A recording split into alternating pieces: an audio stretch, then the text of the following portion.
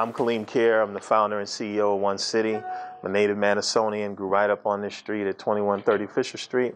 So this is my neighborhood. I'm happy to be back here doing this project. We were started in 2014 as a corporation. Actually, on my birthday, the attorney somehow filed the paperwork, not by design, but July 30th, 2014 is the founding date of this organization. We started the school 1 year later, September 8th of 2015. We were at Fountain of Life Church for our first year. We started with 6 children, 3 teachers, and Marlo and myself. With the goal that we were going to grow and become this school. We were going to get into this space. We had this vision for the school, and so far we have kept pace with that. We moved in here in June of last year after spending $1.5 million on this renovation. We still have money to spend on it because it's an old building. This is the oldest child care center in Dane County, second oldest in the state. It was built in 1969, and you'll see Martin Luther King's likeness on the outside out there. Frida High Testifigoris did that mural. And what they designed it for was to reflect the people who were involved early on. After King was assassinated, the community wanted to do something to recognize his vision of all these children in the community coming together. So the Friends Group, Mount Zion Church, South Madison Neighborhood Center, and a number of other people from the city and the county got together and started this school. And so for years it was free. Then people had to pay a little bit. Got to the point where by the time I got involved in 2013, they were struggling financially. And so I agreed to take it on if we could do something different and create these diamonds in the rough for our children. So areas and communities where people think, there's a lot of challenges, that's where One City, we want to be there. So this is the first of what we hope will be several schools, preschools in Dane County and beyond. We have a goal of building these schools outside of our city too. But ultimate objective is make sure our babies are ready for prime time, that they are ready for school. And that's been an interesting conversation in of itself, talking with the preschool community, because in preschools, play is very important for children. But what we've had to help people understand is that, because some didn't get the model at first as we were talking to them, that's not all kids do here. So we call it a preschool, even though we serve kids ages 1 to 5. Preschool traditionally is for kids 3 years old and above, and daycare is lower. We don't do daycare at One City. We don't just take care of kids. You will not see technology in our classrooms. We don't let our kids do handhelds. We don't have computers. Our teachers use laptops because we want our children perform like thinking and building and creating all the time inside our classrooms and actually on our playground. We don't have any static playground equipment outside. Everything is for kids to build and create with, because that's what the world is going to mean for them later. They have to be able to think. They have to be able to problem solve, and we want them to develop those skills right now. So in our classrooms, you'll see a lot of material. You'll hear voices upstairs and downstairs. So if all y'all have some crying babies at home, just act like you're at home when you hear that. Occasionally they'll scream. But we also, this is a school that we want all children to be able to come to. So we do serve children with special needs here. We have a partnership with the school district. They serve several of our students here, a handful of our kids. We actually got approved to start identifying our children here early. So we'll be able to do that. We're implementing a reading curriculum here called Super Kids curriculum that Pleasant Rowland, the Rowland Reading Foundation, created. It's in schools across the country, but we're implementing that here with our 2.5-year-old program and above. So we're very serious about our kids being ready. I'm going to start out with a couple of stories here so you can understand what this is all about and why we are pursuing a movement, not just a school here. This is one of our children. Her name is not Stella, but we can't give her name out to you. You'll see her. She's cute. She's around here somewhere. But this is just to give you an example of what we see at our school and what we'll see in the community later on. So just imagine Stella. She's attended 4K, 5K at One City. She'll enter first grade. That's our marker. Even though our kids will go to kindergarten, she'll enter first grade, ready to read, ready to succeed. She also entered middle school, proficient in math and reading. And she also graduated in the top 10% of her high school class. And she's currently enrolled at UW Milwaukee in the School of Nursing. This is a story that we can create for our children right here. But then here's a story of a young person who wouldn't have an opportunity like this. It's Dylan. That's not Dylan. I don't know many brothers named Dylan, but didn't attend 4K or 5K. Was looked at after by his grandmother and older sister until he entered kindergarten. Family didn't have money or didn't feel like they could spend the money to put him into early education. Didn't learn how to read till third grade. Most children start learning vocabulary early, coming out of the womb, but then parents will start reading to their kids early. But this child, he didn't have that formal background, so didn't really learn to read until then. Maturing early, but he excelled in middle school in sports.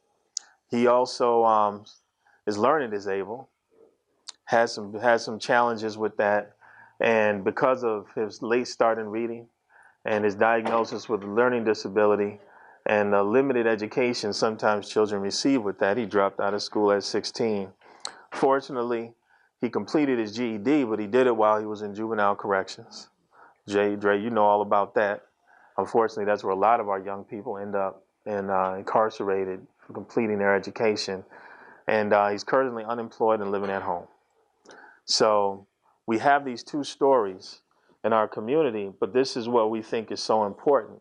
This education, as Malcolm X said, the education can change generations, and it empowers us for the future. If we want to be successful, we have to be educated in the environment, the country, or the rules that we live in. In this country, education is the passport to freedom. And it has a multiplier impact on the community around us. So you think of a bad community, a poor community that's not doing well. Generally, you don't see a lot of jobs there. You see families, but you see families who are struggling, or they're catching buses and leaving their community to get to jobs, and often have to go far away to get there. You tend to see more single-parent households and families where there's a low education of adults. You see a community where don't necessarily see great parks. Madison's a lot different than some other communities, because here we do have parks in our neighborhoods where we have low-income families, but they're not very resourceful. There's not a lot there. And people have talked about, why don't we have a grocery store closer to the community up here? Why don't we have more businesses that can employ people in this particular neighborhood?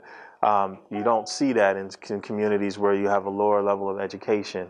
And then local politics, you don't necessarily see a lot of people engaged in local politics in communities like this, because the resources aren't there for families to be able to hold that kind of jobs that allow them to get involved in those things. They're generally working higher wage jobs. And in this zip code that you're in, 53713, it is the highest work rate zip code in Dane County, one of the highest in the state of Wisconsin.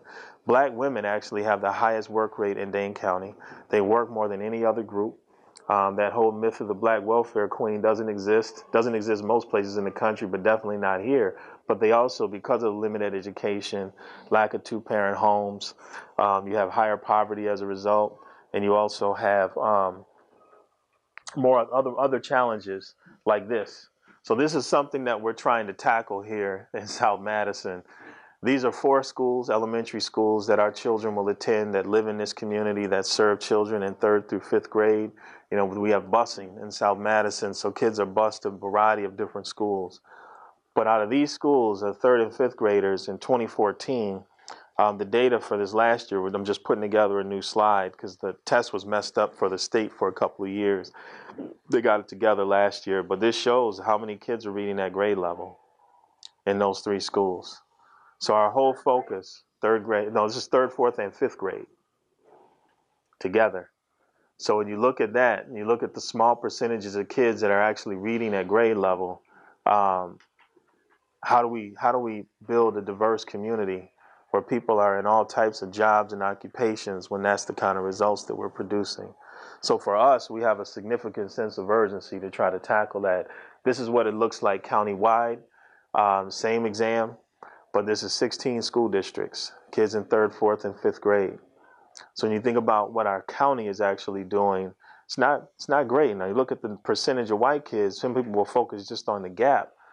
We're now with these tests are looking at where kids should be at grade level. Years ago, we would look at, they call it a ceiling effect, where they would look at the kids and you'd see 88% of white kids are tested in proficient levels. Well, they're looking at kids who are in 8th grade, but because of equity reasons, not all kids in the 8th grade in different schools are getting the same material. So they would look at kids at 7th grade. That's where the scores, where you would see most of the work being done. So now we're looking at where kids should literally be, and we see the numbers aren't as great as we thought they would be. This is the Race to Equity report. Quick snapshot. High poverty among black children in this community. Low poverty among white children. One of the best places for white kids in the country, not so much for African American children. This is what it looks like in our school district. This is a 20-year history. The poverty rates for Latino and African American students have grown substantially. Some look at that as problematic, but when you're a parent who is seeking opportunity for yourself so you can support your children, you're going to go where you hear those opportunities are. So people have moved to Madison to seek those opportunities, and they haven't necessarily found it here. And sometimes they found a hand rather than a hand up. They found a hand in their face. And so this is what the data looks like for our kids. These are actual results for the Madison School District. In 2009, we had 328 black children start 9th grade. 4 years later, half finished. That number hasn't changed much. They were at 59% graduation last year. Only 28% of those kids took the ACT. And why that's so important is if you're poor and you want to get a good education, you go to your state school. But to go to a state school in Wisconsin, any of the state campuses, you have to take the ACT. Well, only 50 black kids who are seniors that year said we're taking the ACT and we plan to go to college. That number has risen some because now the district requires the kids to take the ACT, but the performance still hasn't changed. So only 28% of those 50 black seniors were actually considered college ready. That was 14 kids. So think about all the occupations we all have in here. Jasmine's a physician. How many of your friends are physicians, Jasmine? That you grew up with? All that I grew up. None. Not that I grew up. See what I'm saying? So usually kids can think of one other person that's in their occupation. And so this is what we're seeing in Madison, and we're trying to change that. Now we think, oh, sorry, I didn't realize this is not blurry on my screen. I'll tell you what this says, that little red circle, a little red square. It shows you that that's our zip code, and that's the percentage of children that are enrolled in what we call 5-star child care. This is the highest quality child care that exists in Wisconsin. They have a rating system. Well, we have the fewest percentage of children in this zip code. And if you look to that second to the right, that barcode that says CT at the bottom, that's our census tract. That's this neighborhood. It's even a smaller percentage of kids. So we came here because we wanted to provide a high quality center. And right now, Terry Strong is our accreditor. She's taken us through the process of getting to where we can be a 5-star rated center. But this shows the percentage of families that are using the state subsidy program who are low income, but are that are using this so that they can go to work, they can get their education. There's a high percentage of families that use it. Before I came back to Madison, I was involved in a lot of different things, and I don't share everything with everybody, but one of the things that we did, an organization I led, this is right here, called Fight for Children in Washington, D.C. It was there that I developed an awareness of how to use major big public events to rally communities around change. Through this organization is the organization that we created the foundation for a lot of the educational change that you see in Washington, D.C. today. But we ran a big event, and it was called Fight Night. And I'm going to show you this because one of the ways we're proposing to rally people in this community around early education is to do a very large event next fall at the Dane County Coliseum. We already have the Coliseum held for September of next year. While I was in DC, we did events that were for 20 people to the largest one that I'll show you was for 45,000 U.S. Marines and their families. It was at Camp Pendleton. Worked on it with Quincy Jones and a number of other people. I did actually a couple events for Quincy Jones, damage control mostly, helping him at the last minute. So I'll just go through a couple of these, but this is Fight for Children. It is now ironically focused on early education. They hold an event called Fight Night every year. It raises, last year they raised $5.5 million with the event. Again, DC area has a lot of people with a lot more money. Kevin Plank, who started and founded Under Armour, is now the founder or the lead supporter of this big event. But I want to give you an idea of what it looks like. Let's get ready to rumble!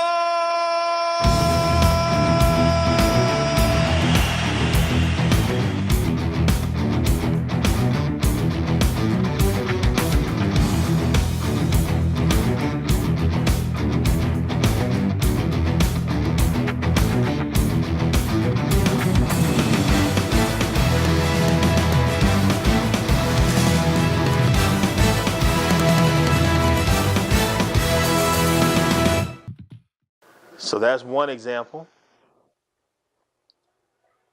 Here's another. This is the one that was the largest.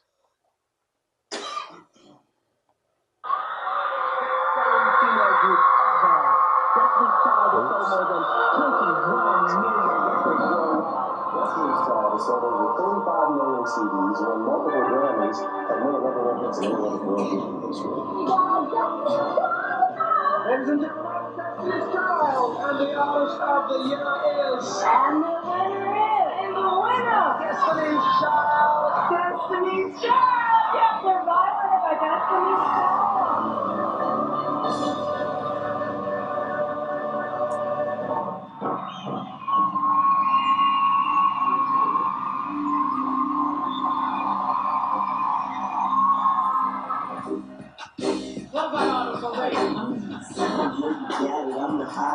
So I'm just let you see a little bit of the crowd, and then I'll stop it.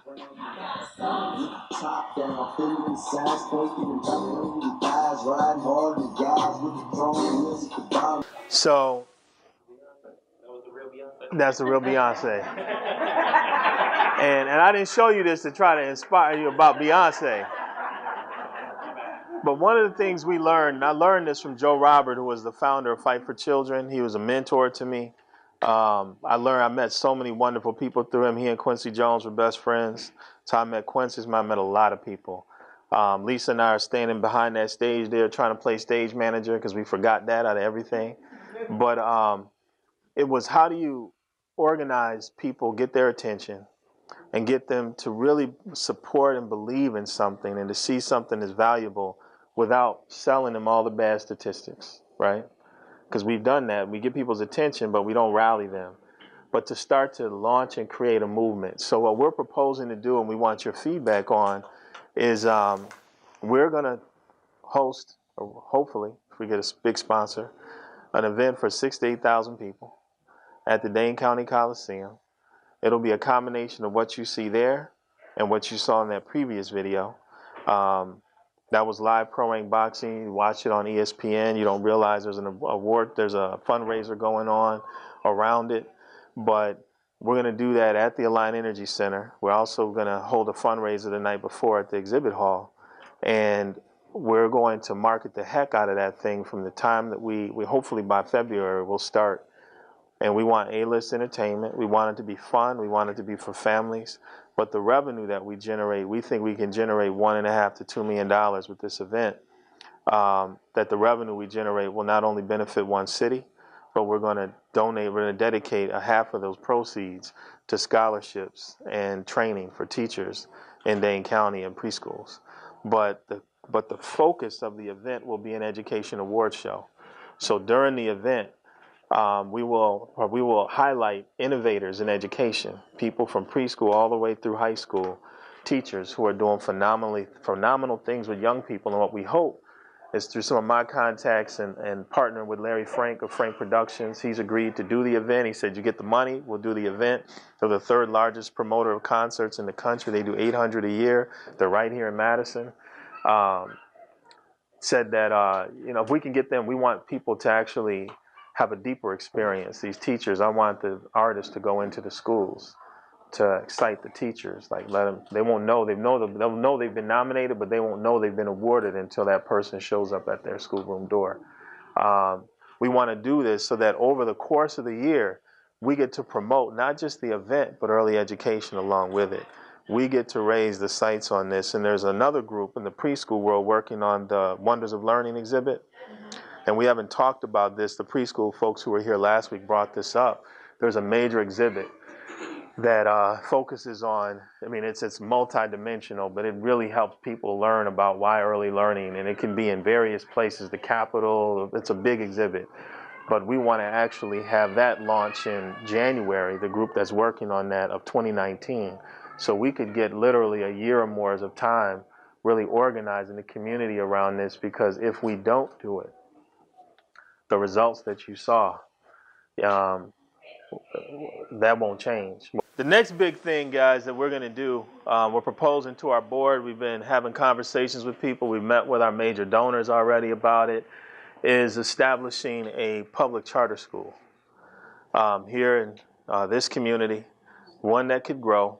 And our initial thought was we need to make early education as available to families as possible and as inexpensive as possible. And so the UW system, which I'll have Gary speak in just a second, Gary Bennett leads the UW system's new Office of Educational Opportunity, right? Is that it? Okay. And it's through that they're actually chartering schools statewide now. The state gave them the opportunity to do that this summer. Well, we've been talking and working together back and forth for over a year now. And he's been coming to do these presentations so people understand what the chartering means through the UW system. But we want to establish a 4K, 5K charter. We're going to add kindergarten in this school next year if we're able to do this. And the second thing that we're also looking at, and our board has to have some conversations about in the next week or so, is do we go even further than that? Do we add grades 1 through 6? Some of our families have said that they don't want to take their kids out of the school. They want to keep our kids here. That's where that was motivated from. We were looking at the 4K, 5K already, but when we shared it with families, that's how that came up. So that's going to be a question that our board has to take up. But we wanted to get people's feedback on this. Now, what we're looking at for 4K, 5K, our school would, extending a kindergarten here is not very difficult. There's not a lot of difference between kindergarten and preschool for 4K, unfortunately. Usually it's time. Kids are in 4K half day. They're in kindergarten full day. When you look at the difference in the district, and Jen Cheatham would tell you this, what they do, but those two grades, they don't have a great distinction there yet. And they're trying to do that. So they're looking to hire someone now who could lead their efforts for 4K and 5K in the school district. But we want to be that model. So we want to be a model that does three things. One, that shows we can get kids ready for school by first grade. Second, we want to make this as inexpensive as possible. Our internal goal is to ensure that children across the state of Wisconsin the parents can afford to send their children to a high quality early education center free of charge, regardless of race or income. We keep talking about universal preschool. We want to push the envelope on it. And the third thing is we want to make sure that we're actually able to, our kids continue to succeed. And so we don't necessarily just want them to leave us and go to an area where they might not be successful at. So we're looking at two strategies there. And we're not going to focus on this one yet, but the district, Jen Cheatham and us and some of our folks have had several conversations about creating a birth to age 8 pipeline. So looking at how do we line up with the school district as an example of a school district that we could work with where we really can get that bridge right. How do we help kids cross that bridge where they're successful? We're interested in possibly creating that bridge ourselves and then partnering with them on that, and or partnering with the school district on grades 1 through 12. There's two paths for us to do a charter. One is through the school district. The school district in Madison has now made it even harder to get a charter, where now they've made it so that there's a 2-year process in order to get a charter. We can go that route, and you guys who've been around for a while know what happened when we went that route before. We can also go through UW's system, which if we're timely in getting our proposal in, we could literally initiate this relationship by next fall, September 2018. And if our 4K and 5K are chartered, then families don't get charged for that anymore. So we still would have to fundraise some on top of that. We're also looking at other ways to scaffold funding, but that would make it available for families. And then we would look to depress the rate of cost for families as far low as possible, as far as low as we can, ages 1 through 3. Because our goal here is to be viable and to grow. It's not to be profitable. We're a nonprofit. We're not trying to make a lot of money. So the more we can depress the cost for families where they pay as little as possible down to zero, then if we feel like we can make the argument that our children's success, people can see the success of the kids, and that families are utilizing it and benefiting from this free preschool service, that we can make the argument for why preschool should be free and available to all families. So that's our ultimate objective. One City, the name is to bring everybody together. It's all about the village concept. We're not trying to be the king on the hill. This isn't Kaleem School. People refer to it as, I'm doing this because God has blessed me with the opportunity, experience, and the wherewithal to bring people together to do it. But we have so many people involved in this school right now to help us get here, starting with these people over here, that's what it takes. And we just want to do more of that. So we want to see other preschools grow. Leave you with a thought. There was a woman who was actively against. There was a woman who was actively against what we were doing with the charter school last time. Donna was on the board. Tori was on the board of that, Madison Prep. She came up to me this June and told me how great she heard One City and everything was going. And I said, well, how is your daughter doing? Because I know she had a little girl. I said, where is she at now? Because she was going to Leopold when my daughter was there. She said, oh, you know what? I hate to say this, but we put her in Queen of Peace. I said, you put her in Queen of Peace? I said, really? She said, yeah, she's in 8th grade there. I said, how long has she been in there? Since 6th grade. So I said, well, why did you choose private school? She said, I know, Kaleem, you're going to think, I chose this and didn't choose your charter school. She said, it just didn't really work for my daughter to be at Leopold. And I sat there and I thought about it. I was like, man, did you not hear what we were saying? That we've got to do things that are in the best interest of children. And those who opposed what we were doing are doing that every day because they have the resources, they have the influence, they have the ability to do it. Our families, 80% black folks in this county are poor. They don't have the ability to do it. So we see now our school district 60% non-white, 60% poor, and it's going to become more of that. But why are we being held hostage by those who have the ability and wherewithal to move and to change and make decisions for their children, while our kids are held as a test model case of arguing, should this happen or should it not? So that's not an argument you're going to see me go out and make publicly, because I don't want to get into these fights with people like that. But do it, man, right? But it's the reality. If it's good for your child, why can't it be good for ours? Yeah.